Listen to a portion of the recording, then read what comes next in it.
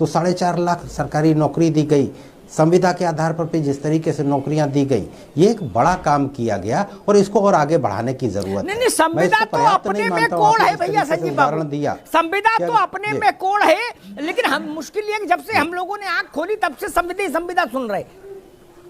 हर दल की सरकार आ गई, संविदा से ऐसी मोहब्बत हुई कि संविदा के अलावा कहीं सोचे ही नहीं।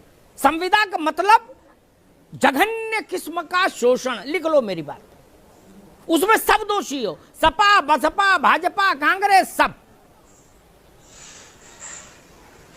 ये संविदा का खेल है भैया।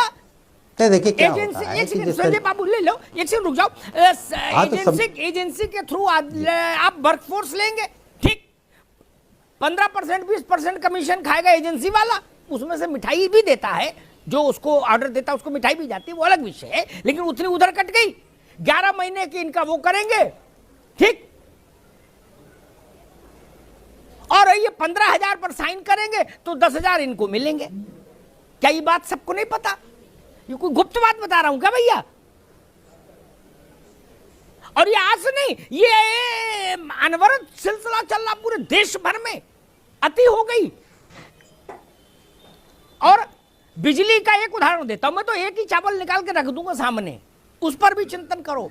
बिजली विभाग में जो परमानेंट है वो लाइन पर नहीं जाता, वो खंबे पे नहीं चढ़ता, ठीक।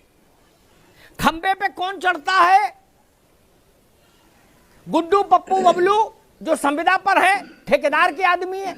जब वो खंबे से नीचे गिर पड़ते हैं काल का ग्रास बन के, तो उनके प्रति किसी की जिम्मेदारी नहीं होती ना, क्योंकि सरकार के अकाउंट में तो लिखा है SS man power supply company. Guddu Pappu Bablu कौन है? क्या टपक गए तो ठीक, बच गए तो ठीक। संविदा ये कर रही है मित्र। इसलिए संजीव भाई, इस पर सब लोगों को राय बनानी चाहिए कि संविदा का कोड़ खत्म हो। शिवम, संविदा की क्या स्थिति है भैया, जरा एक लाइन में बताइए। सर, संविदा में सिर्फ और सिर्फ शोषण होता है सर, वेतन भी सही समय पे नहीं मिलता है सर। जो वेतन 40,000 के काम पे लोगों से कराया जाना चाहिए, उसमें सर 8-8, 9-9 हजार रुपए, 5-5 हजार रुपए पे सर लोगों को रखा जाता है। जब मन होता है सर कॉन्ट्रैक्टर बाहर निकाल देता है, जब मन होता है सर काम दे देता है, अपने हिसाब से सब चीजें कराता है सर। सिर्फ और सिर्फ शोषण है सर, पूरी तरीके से संजीव बाबू, ये संविदा से तो मेरा बड़ी खिन्नता है मुझे। और देश भर में ये बीमारी, उत्तर प्रदेश में भी ये बीमारी, जिस विभाग में चले जाओ कपीश जी, क्या 2 ही 4 आदमी बैठे 50 मिलेंगे, 2 ही 4 उसमें उत्तर प्रदेश सरकार के एम्प्लॉय मिलेंगे, बाकी सब ठेके पर। ऐसा लगता है पूरा प्रशासन व्यवस्था ही ठेके पर चली गई संजीव जी। नहीं, मुझे डर है किसी दिन पुलिस भी संविदा पर न कर दो, इस चीज को स्वीकार करने में एसडीएम तहसीलदार कलेक्टर कप्तान भी संविदा पर न कर दें कहीं आप लोग, मुझे ये डर लग रहा है।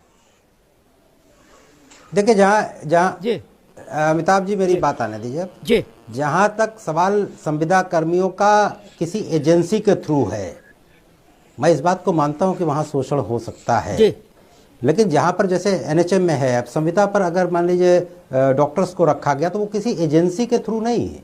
हाँ, ये जरूर है कि वो संविदा रत अधिकारी या कर्मचारी हैं, लेकिन उनको इस तरीके की स्थितियां नहीं है। वो अलग बात है कि संविदा के पर बीच में मेरी बात हो रही थी, पार्टी में भी बात हो रही थी और सरकार के भी कुछ महत्वपूर्ण लोगों से बातचीत हो रही थी, और ये एक बात आ रही थी कि संविदा कर्मियों के लिए कुछ ऐसा किया जाए जिससे कि उनको भी परमानेंट टाइप का किया जाए।